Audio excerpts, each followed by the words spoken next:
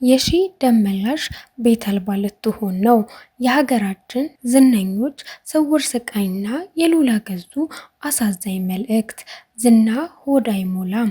የአርቲስት የሺ ደመላሽ መረህር እንባ እና የሉላ ገዙ ድርብ ሐዘን የወለደው አሳዛኝ መልእክትስ ምንድን ነው? በሐዘን ተወሳቅሎ የታየው ሰይፉ ፋንታሁን የብዙዎችን አንጀት በልቷል። ምን ተፈጠረ? ሁሉንም በዝርዝር ልናስደምጣችሁ ነው። እናንተ ብቻ እንደተለመደው ለቻናላችን አዲስ ከሆናችሁ ቻናላችንን ሰብስክራይብ፣ ቪዲዮውን ላይክ እያደረጋችሁ እስከ መጨረሻው ድረስ አብራችሁን ዝለቁ።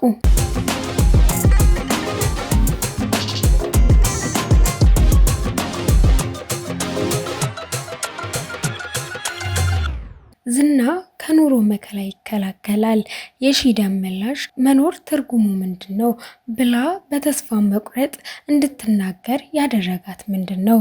ሉላ ገዙ ያጋራችው ግጥምስ ለምን መነጋገሪያ ሆነ? በማራኪ ድምጿና ብትመጣልኝ ምን ነው በተሰኘው ልዩ ሙዚቃ የምናውቃት አርቲስት የሺ ደመላሽ በማህበራዊ ሚዲያ ላይ ያጋራችው መልእክት የብዙዎችን ትኩረት ስቧል። በኢትዮጵያ አይዶል የመድረክ ውድድር ላይ በነበራት የዳኝነት ስልት ኢትዮጵያዊቷ ሴቷ ሳይመን ኮል ተብላ የምትጠራዋ ብርቷ የሺ ደመላሽ ዛሬ ግን ያንን ጥንካሬዋን በሚፈታተን ሁኔታ የመኖር ትርጉሙ ምንድን ነው የሚል ልብ ሰባሪ ጥያቄ ይዛ ብቅ ማለቷ በአድናቂዎቿና በተመልካቹ ዘንድ ትልቅ ድንጋጤ ፈጥሯል። ይህ መልእክት እንዲሁ በተለመደው በማህበራዊ ሚዲያ መስተጋብር የሚለጠፍ ተራ ጥያቄ ሳይሆን ከአቅም በላይ በሆነ የኑሮ ፈተናና በብቸኝነት ትልቅ ፈተና ውስጥ የወደቀ ሰው የሚያሰማ የጭንቀት ጩኸት ይመስላል ተብሏል። አርቲስቷም ካለባት የጤና እክል ጋር ተደምሮ መሰረታዊ ፍላጎቷን ማሟላት ቀርቶ የቤት ኪራይ መክፈል በማትችልበት ደረጃ የደረሰ የገንዘብ ችግር እንዳለ የሚገልጹ መረጃዎችም በማህበራዊ ሚዲያ በብዛት እየተሰራጩ ይገኛሉ። ይህ ሁኔታ በብዙዎች ዘንድ እንዴት እንዲህ ያለች አንጋፋ አርቲስት በዚህ ደረጃ ትቸገራለች የሚል ጥያቄን ፈጥሯል። ሌሎች ደግሞ አያይዞ የአርቲስቷ ችግር የገንዘብ አሊያም የቤት ኪራይ ሳይሆን ሚረዳንን ሰው ማጣት፣ በትላንት ልክ ከፍታ አለመገኘት፣ የማይሞላን ኑሮ ለመሙላት የሚደረግ ጥረት በሚፈጥረው የድካም ስሜትና ከልብ የመነጨ የመዛል ጥያቄ እንጂ አርቲስቷ አሁንም ቢሆን የገንዘብ ችግር የለባትም የሚሉ ወገኖች እንዳሉ ተስተውሏል። ታዲያ ይሄ በእንዲህ እንዳለ የሺ ደመላሽ ማህበራዊ ሚዲያውን እያነጋገረ ያለውን እየሞከርኩ ነው የሚል ቻሌንጅ መቀላቀሏ ደግሞ ሌላ ትልቅ መነጋገሪያ ጉዳይ ሆኗል።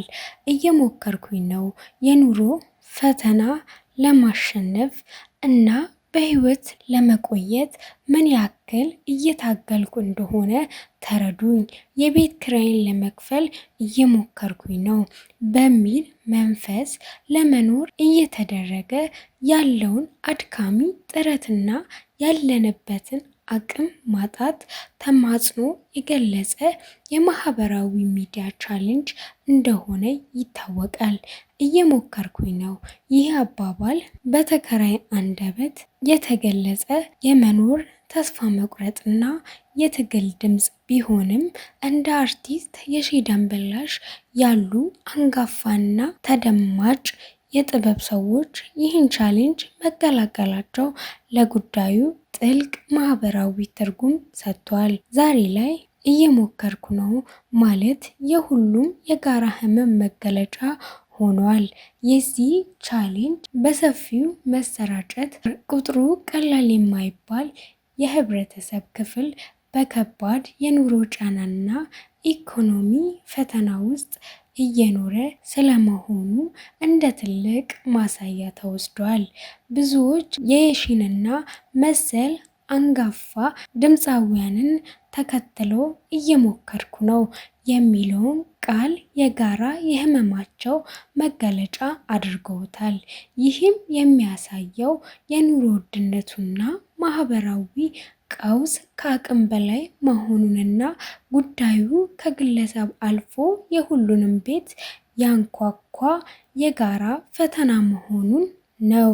ያቺ በደማቅ ኢትዮጵያን አይዶል መድረክ ላይ በዳኝነት የምናውቃት የሺ ዛሬ ከህዝቡ ጋር ሆና እየሞከርኩ ነው ማለቷ በዝነኞችና በህዝብ መካከል ያለውን የኑሮ ልዩነት አጥፍቶ ሁሉም በአንዲት የኑሮ ጎዳና ላይ መሆናቸውን ቁልጭ አድርጎ ያሳያል።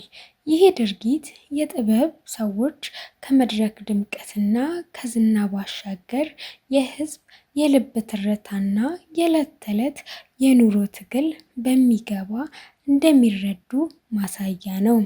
የሺ በብዙዎች በዚህ መራራ የትግል ኑሮ ውስጥ ብቻቸውን እንዳልሆኑና ችግሩ የሁሉንም ቤት ያንኳኳ የጋራ ፈተና መሆኑን እንዲሰማቸው አድርጋለች።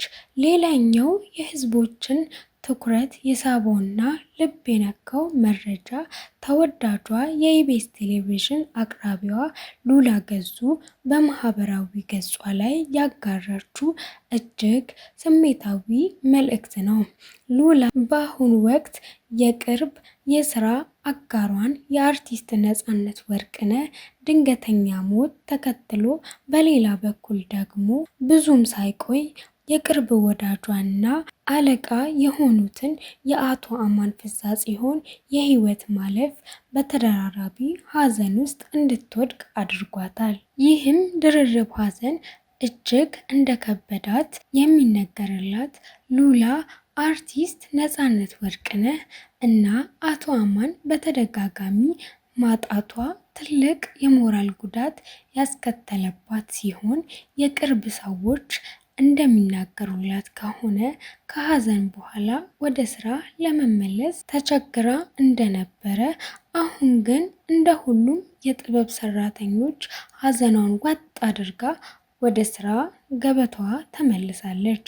ታዲያ ሀዘን የተደራረበባት ሉላ አርቲስት ነፃነት ወርቅነህ ስለ ጊዜ የጻፈውንና የሰው ልጅ ስሜት የሚመዝነውን የሚከተለውን ጥልቅ ግጥም በማጋራት ውስጣዊ ስሜቷን ገልጻለችም። ይህ የአርቲስት ነፃነት ወርቅነህ ግጥም ጊዜ በተፈጥሮ ቋሚ የሆነ የሰከንድና የደቂቃ መለኪያ ቢኖረው በሰው ልጅ አእምሮና ስሜት ውስጥ ግን ፍጹም አንጻራዊ መሆኑን እንዲህ በሚል ፍልስፍና ገልጿል። ሲጠብቁ ጊዜ ቀርፋፋ ነው፣ ሲዘገዩ ጊዜ ፈጣን ነው። ስታዝን ጊዜ ገዳይ ነው፣ ደስተኛ ሲሆኑ ጊዜ አጭር ነው። ህመም ሲሰሙት ጊዜ አያልቅም። በእያንዳንዱ ጊዜ የሚወስነው በስሜታችንና በስነ ልቦና ሁኔታዎቻችን እንጂ በሰዓቶቻችን አይደለም። ስለዚህ ሁልጊዜ መልካም ጊዜ ይሁን ይላል ግጥሙ።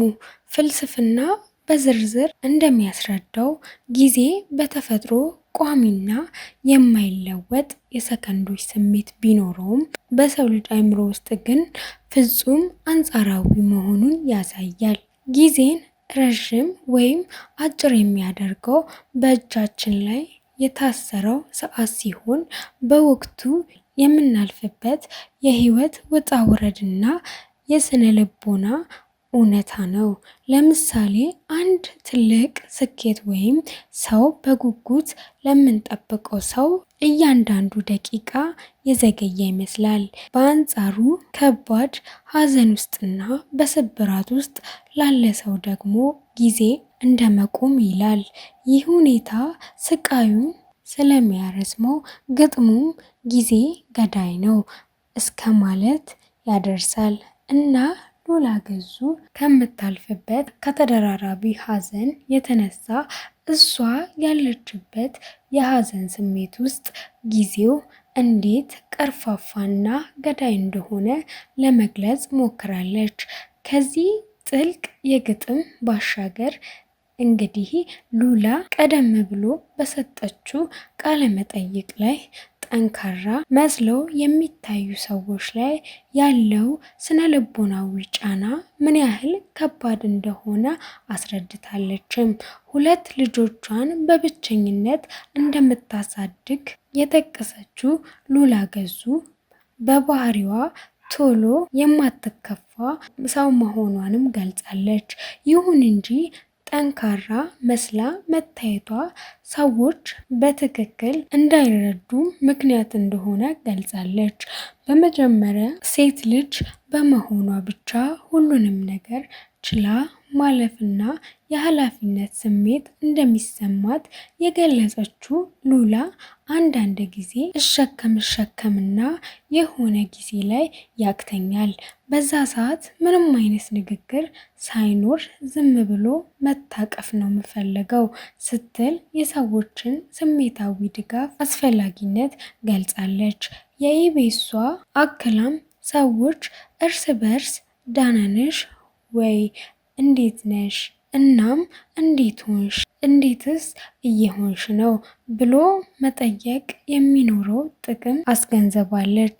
እኔ ስለሌላ ሰው ችግር ስጨነቅ እኔ ችግር የለብኝም ማለቴ አይደለም በማለት የራሳቸውን ችግር ያለባቸው ሰዎች እንኳን የሌላውን ህመም ሊጋሩ እንደሚችሉና ይህም ትኩረት ሊሰጠው እንደሚገባ ተናግራለች።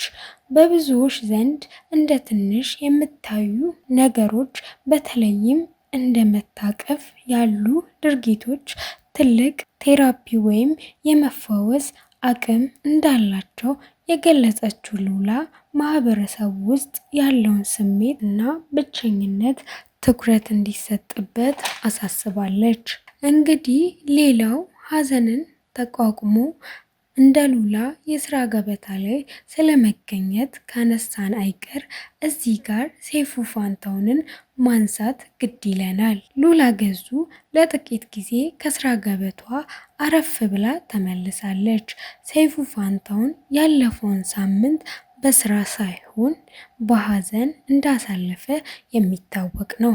ባለፈው ሳምንትም ሰይፉ ሾው ላይ ሰይፉ ኦን ኢቢኤስ የተባለው ሾው አየር ላይ አልዋለም ነበር።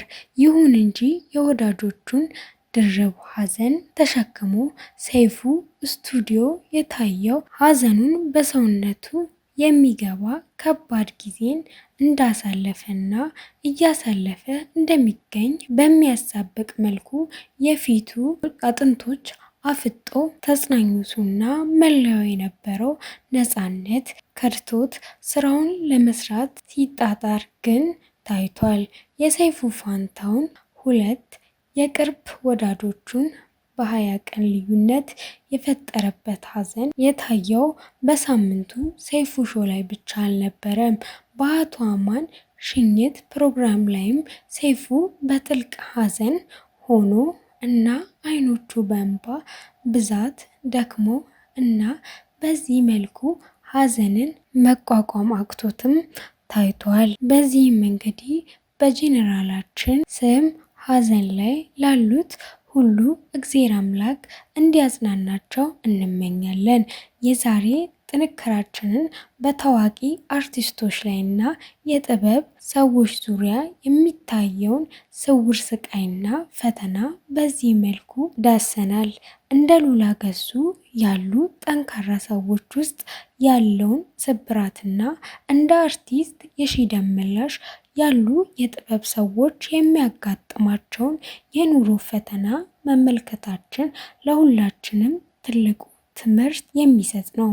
አልፎ እንግዲህ በወዳጆቹ ህልፈት ምክንያት የተጎሳቆለውን ዝነኛውን ሰይፉ ፋንታሁንን ያለበትን ሀዘን በጨረፍታም ቢሆን ለመቃኘት ሞክረናል። ለመሆኑም እናንተስ በዚህ ጉዳይ ላይ ምን ትላላችሁ? ሀሳብ አስተያየታችሁን እንደተለመደው ኮሜንት መስጫ ሳጥን ላይ እንድታስቀምጡ እላለሁ።